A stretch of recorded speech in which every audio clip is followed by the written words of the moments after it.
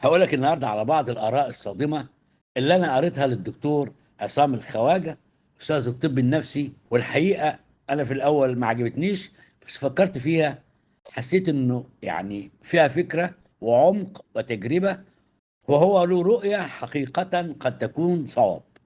أنا بقول قد تكون. بقول لك إيه بقى؟ كل مشاكلك في الحياة عارف سببها مين؟ بقول لك سببها أولا وأخيرا شخص منيل بستين نيلة. مين بقى يا باشا؟ هو أنت. وبعدين بيخف شوية من الرأي الصادم، بيقول لك بلاش كل المشاكل، خليها معظمها يا سيدي. برضه بيقول لك أنت ممكن تكون اتظلمت، أو ممكن يكون حظك سيء، أو ظروفك أسوأ، بس هو بيقول لك اسأل نفسك كده من الأول خالص، أنت عملت إيه أو ما عملتش إيه علشان يحصل لك اللي حصل ده. طيب، بقول لك كفايه بقى انك تقعد تلوم في الماضي، ما كانش عندي اب مثالي او ام مثاليه.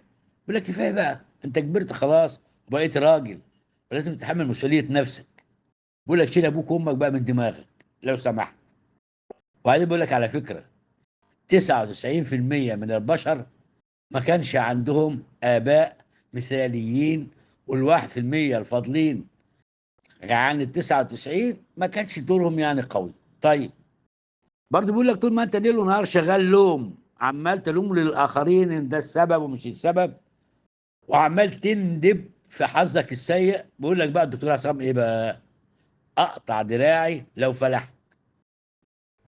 وبعدين ده بيسخر منك، بيقول لك بقى ممكن اقترح عليك كمان انك تفتتح مندبه للناس اللي زيك، وتدفع لهم اشتراك شهري، اهو يمكن تفلح في حاجه ادام عمال تندب في حظك وتلوم الاخرين.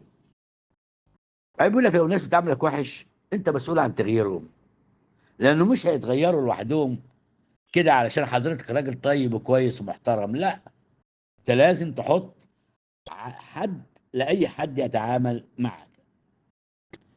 الغريب بقى اللي بيقول لك لو مراتك بتقول عليك انك شخص منيل بنيله، يبقى انت اكيد شخص منيل بنيله، او فيك جزء من ما منيل بنيله. برضو ايضا للست لو جوزها يعني قال فيها حاجه، فيها اكيد جزء ما يعني. وبعدين بيقول لك انت جواك عنطزه وغرور تملأ بلد بحالها، بس انت مش شايفها، انما الناس اللي حواليك هم اللي شايفينها. ولك لو عندك مشاكل مع الناس، صلح المراية الداخلية بتاعتك قبل ان تلوم الناس. يعني بص لنفسك كويس من جوه وشوف انت بتعمل ايه. الاخطر بقى بيقول لك لو نفس الظروف بتتكرر معاك في كل حاجة بتعملها، بيقول لك لو سمحت ما تقولش حظ وحش. الافضل انك تقول كده بينك وبين نفسك من غير ما حد ما يسمعك، بصراحة انا عبيط قوي. طبعا، لان مش كل حاجه هتحصل هيبقى كله من الخارج وانت ما عليكش اي دور، لا.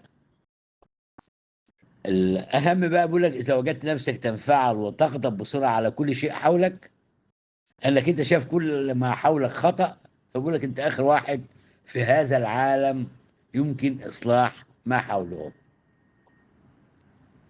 اخر حاجه بقى هقولها لك عشان ما اطولش عليك، بيقول لك التسامح مش عيب.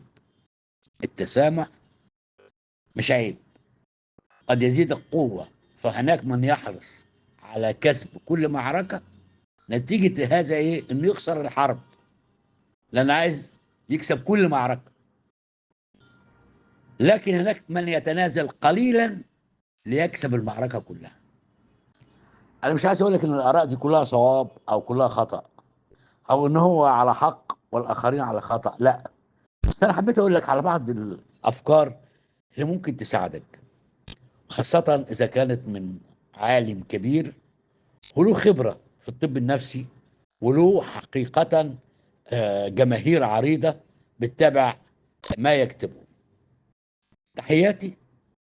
وحاولت ان انا اقول لك على حاجة قريتها، والحقيقة برضو فادتني كتير جدا، ومش بضغط عليك اقول لك انك انت لازم تعمل زي ما بيقول، لا، بس اقراها، قد يكون لك انت رأي اكثر صوابا من هذه الاراء. تحياتي.